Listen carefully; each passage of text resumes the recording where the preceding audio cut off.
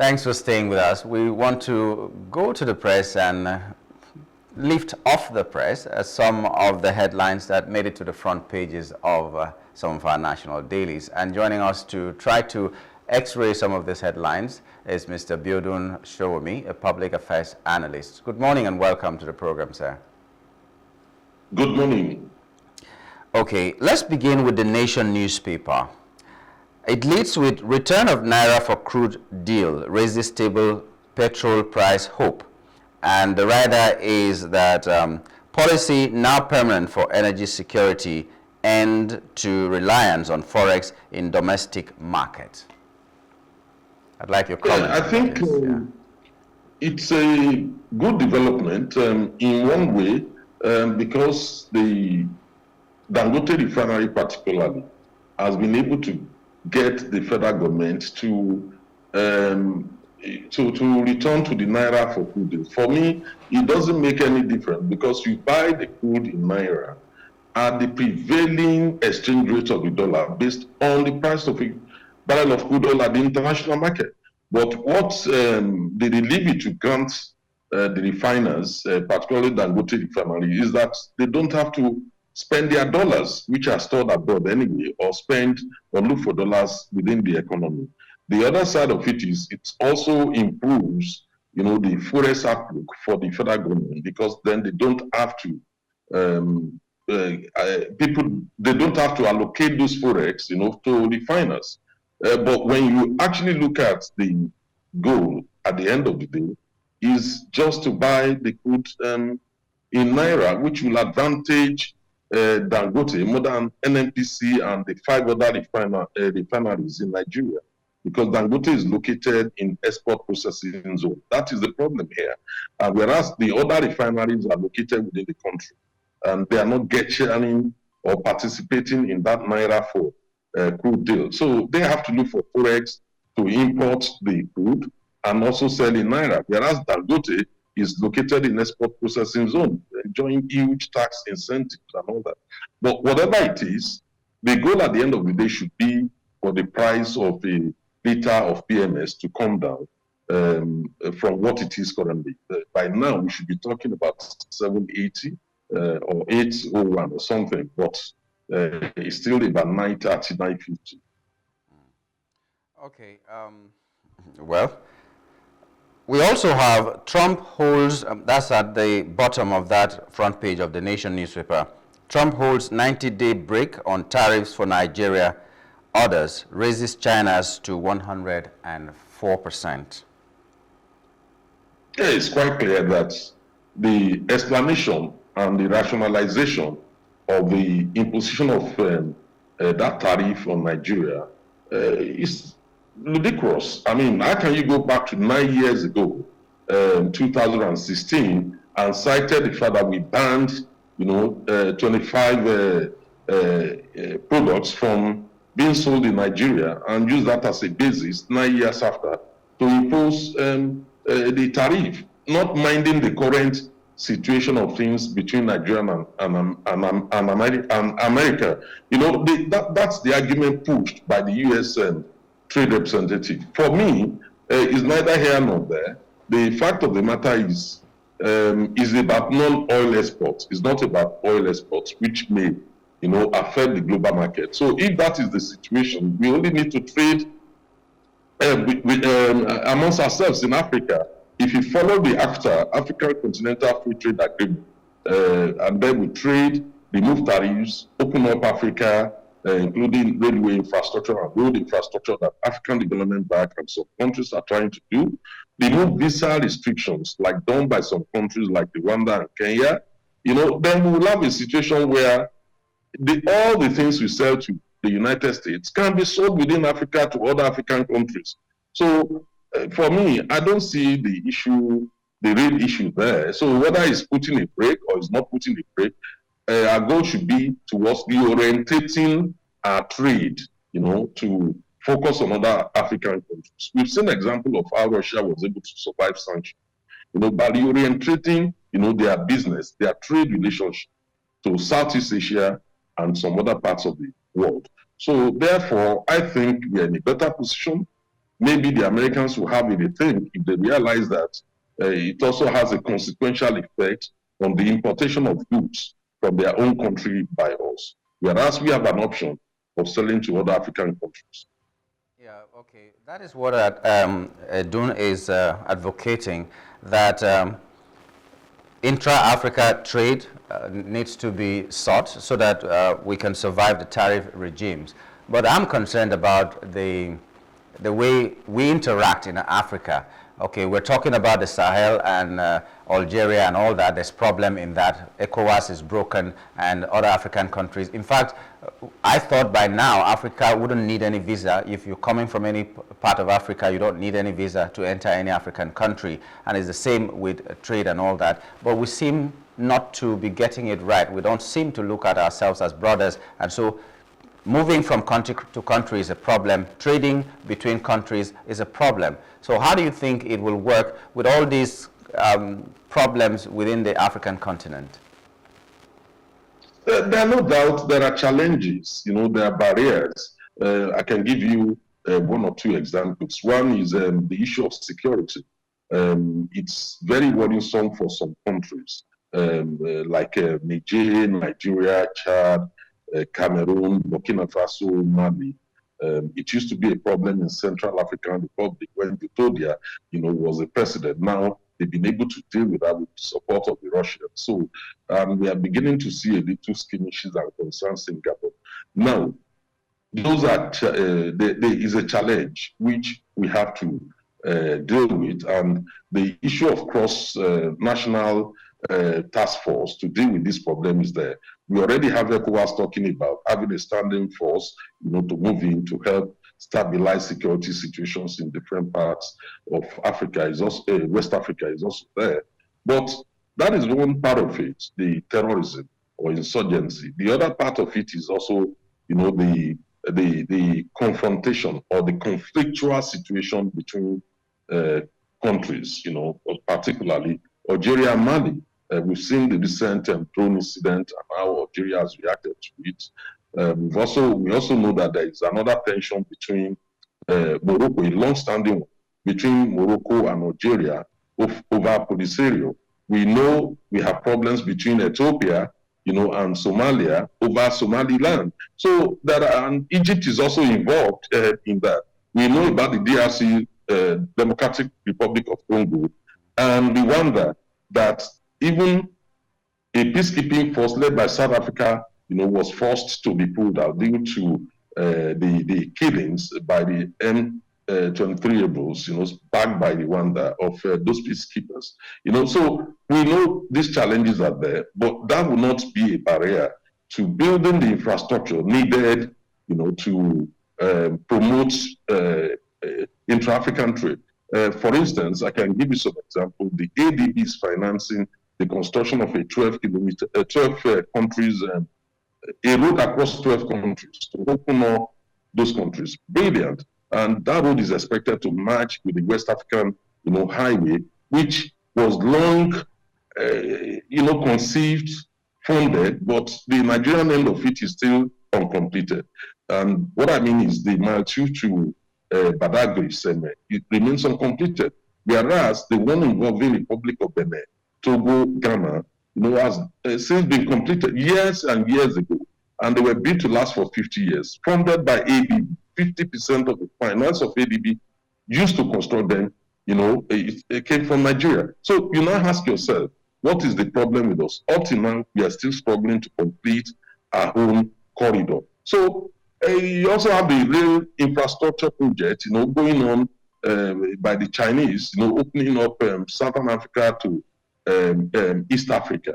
So if we intensify our efforts in this direction, we will be able to promote intra-African trade in a way that Africa will be less exposed to sanctions and tariffs wars wherever they are waged.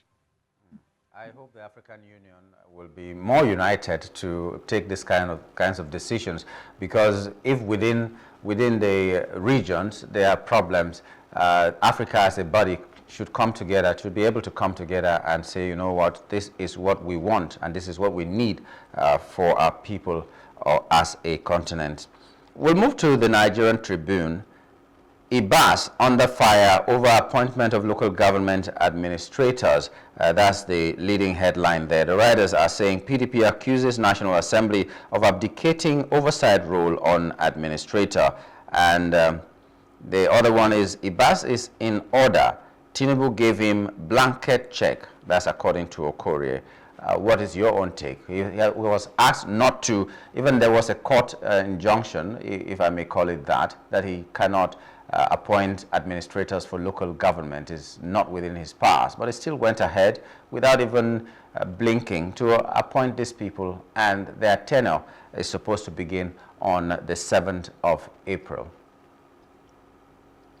Yes, there are two issues here. One is the first commendable action of the PDP governors, the 11 governors that went to court, because for me, I think that is quite very important to clarify once and for all, since there is no provision in our law for it, whether if there is no government in a state as found by the Supreme Court, the highest court in Nigeria, that Rivers State, because it lacks the legislative arm has been crippled, so therefore there is no government in Rivers State. Now, what we need to know is, can the president or who should step in that situation, with a view to ensure that there is a government in Rivers State? So I think it's important for the Supreme Court to clarify that, so we will know whether the president has such powers to declare a state of emergency or not. Has been approved by the National Assembly, has been challenged by 11 PDP governments. So I welcome that. It's an opportunity to develop democracy based on the rule of law. The second aspect of it is about the decision taken by the IBAS, that's the Rivers State Administrator, to appoint caretaker local government chairman, despite the fact that a court has granted an injunction restraining him from doing so. Now, when you look at those two, the issue of local government, that is another arm of government. Now, you ask yourself, Wike conducted election. Some chairmen were elected. Now, the Martin Amewule, or the Rivers State House of Assembly, extended their tenure, for 6 months, expected to end this October. Now, the governor, Fubara, the suspended governor, now came in, dissolved those ones, and, conducted another election against a court order, which the Supreme Court has now said is null and void. The issue for me is it the weakest people, the local government chairman, that have their tenure extended, that should be the chairman of the local government, or the administrators? Is there a rule, for administrators in a situation where the Supreme Court found that there is no government, in Rivers State? Should there be a rule for administrators to be appointed, just like in the case of the state government, for local government chairman? That's the issue.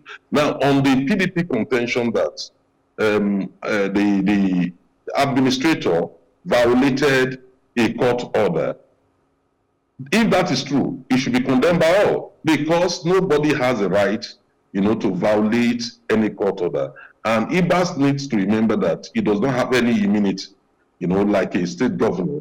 It does not enjoy the same immunity that Fubara actually enjoyed. Now, but I must add this. Was Rivers State government or IBAS served with that injunction before the announcement of the local government administrators? If it was not served, or they had not been served, then he would have acted correctly, because once the order has not been served of them, then the issue now becomes a fait accompli. They've already done it, so the order has been issued in vain. So, but if he has been properly served, then he is not supposed to take any action that would render the decision of a court, or the judgment of a court, or the ruling of a court a nullity. Okay, 1 week, one trouble. That's what it is. We're still staying on the Tribune, the Nigerian Tribune. Federal government, Chinese firm seal deal on $328.82 billion power transmission lines. That's a very humongous amount. So are we seeing any light? That's a good one. If we need more investment anywhere, it's actually not in power generation per se, but it's actually in the transmission lines. And I will tell you why.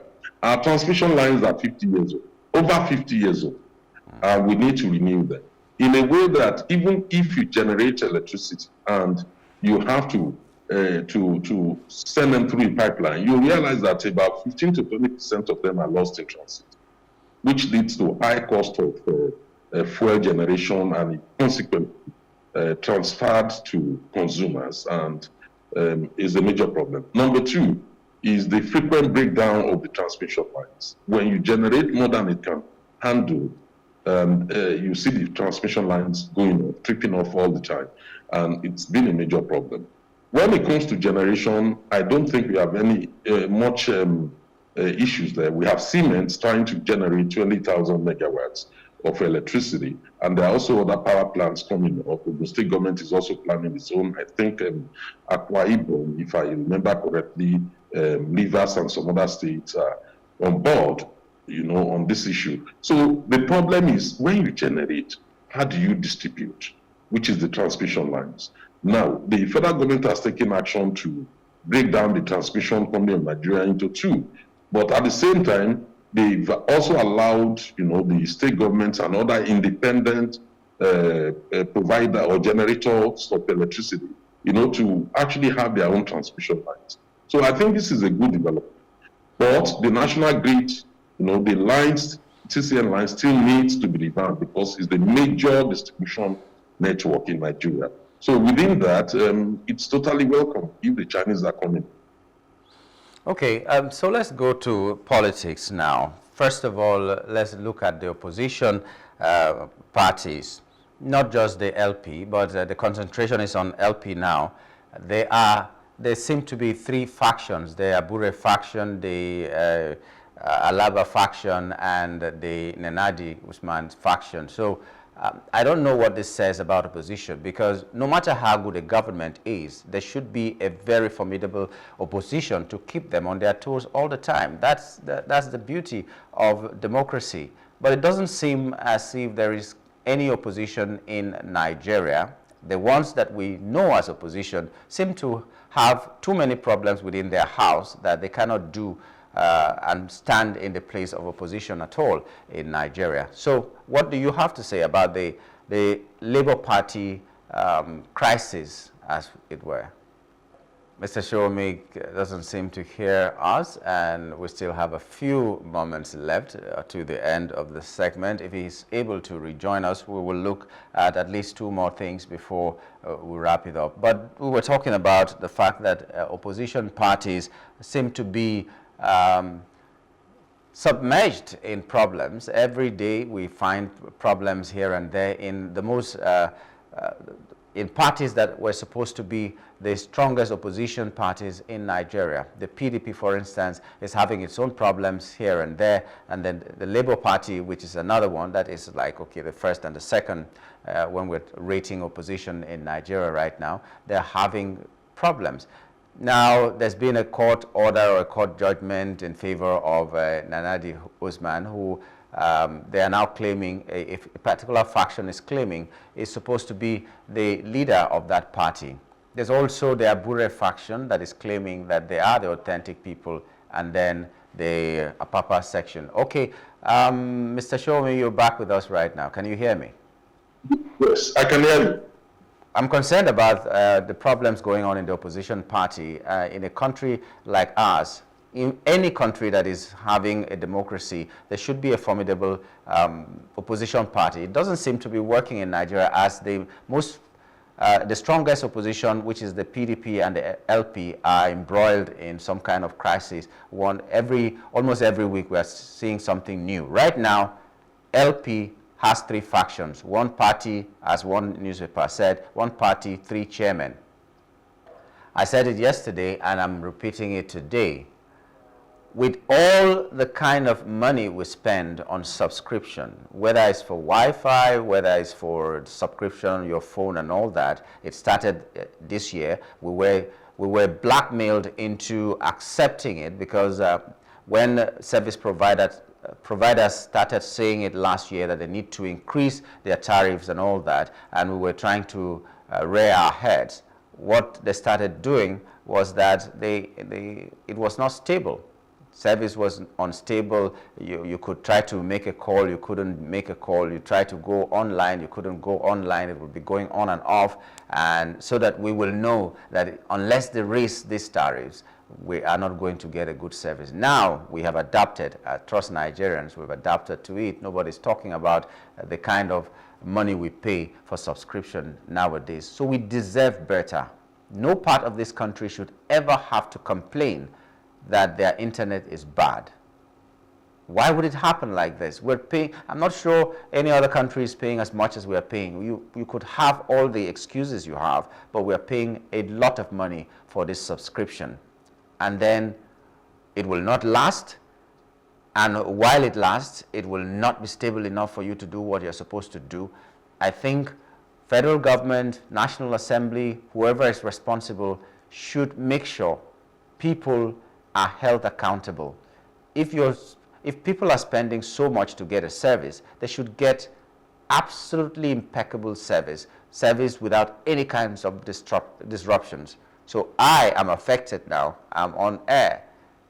There are some other people who are transacting businesses, they can't do it. There are some other people who are having meetings and they are very important. They can't have them because the internet is not cooperating with them. It's not good. So whoever it is, please hold these people accountable. We need to have excellent services or nothing. We can't be paying this kind of money and then not having services that are good enough. Well, fortunately or unfortunately, this is we've come to the end of this segment, even though we couldn't cover the other things that we wanted to cover, but that is what it is.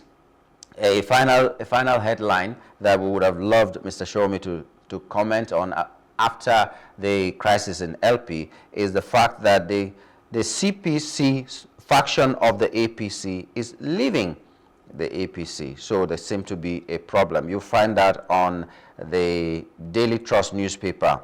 Concerns over CPC bloc, potential exit from APC heightens. So 2027 is around the corner. Alignments, realignments, and all that, they are happening right now. How is it going to affect our political space? We don't know, but in the coming days, we'll find out how that will work. Well, we will wrap it up on this segment at this moment. We'll take a break and return with our first hot topic. Stay with us.